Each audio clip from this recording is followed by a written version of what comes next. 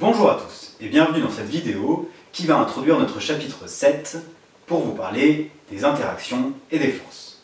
Aujourd'hui, plus spécifiquement, je vais vous parler des interactions.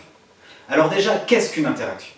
Une interaction, eh bien, c'est quand deux corps ont une action l'un sur l'autre. D'accord?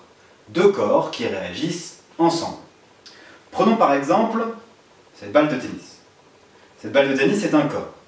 Si je la laisse tomber, qu'est-ce qui se passe? Elle va tomber. Elle va tomber, ça veut dire qu'elle va être attirée par une interaction, une force que vous connaissez bien, qui est la gravitation terrestre. Autrement dit, ma balle de tennis, elle est attirée par la Terre. Donc, on a deux corps, la balle de tennis et la Terre, qui interagissent entre eux. Prenons maintenant une même balle de tennis que je vais accrocher à un ressort. J'accroche ma balle de tennis au ressort. Que va-t-il se passer? La balle de tennis ne tombe plus. Alors que s'est-il passé? On n'a pas annulé l'attraction terrestre. La Terre interagit toujours avec la balle et essaye toujours de la tirer vers le bas. Mais cette fois-ci, il y a un ressort qui a aussi une interaction avec la balle. Donc on a deux interactions, l'interaction du ressort sur la balle et l'interaction de la Terre sur la balle. Ça nous amène aux deux types d'interactions que vous devez connaître en quatrième.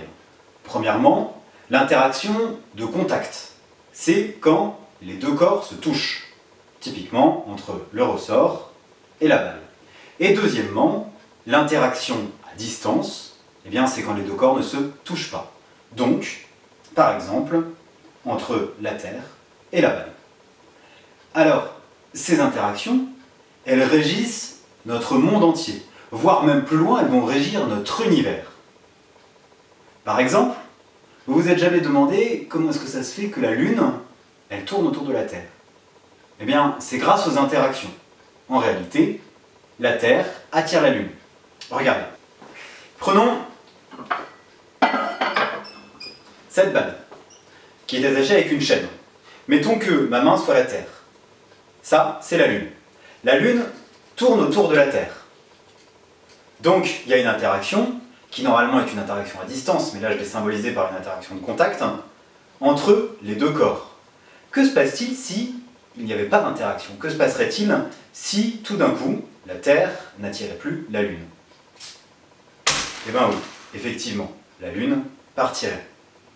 Donc, la Terre attire bien la Lune. Il y a une interaction entre les deux. Je vais même aller plus loin. En réalité, la Lune, elle attire aussi un petit peu la Terre. C'est ce qui explique notamment les marées. Quand la Lune est là, eh bien, ici, les eaux montent attirées par la Lune.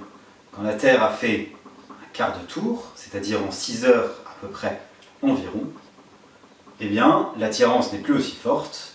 Donc ici, on est à marée basse, alors que là, on était à marée haute.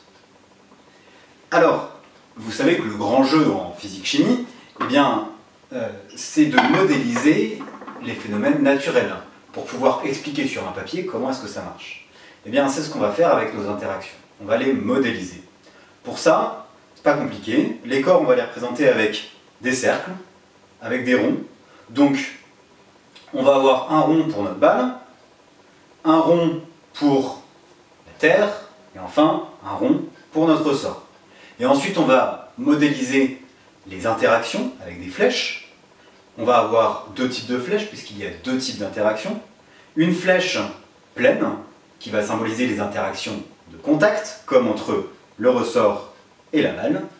Et une flèche en pointillé, qui va symboliser les interactions à distance, comme entre la balle et la Terre. Et voilà, ce sera tout pour aujourd'hui.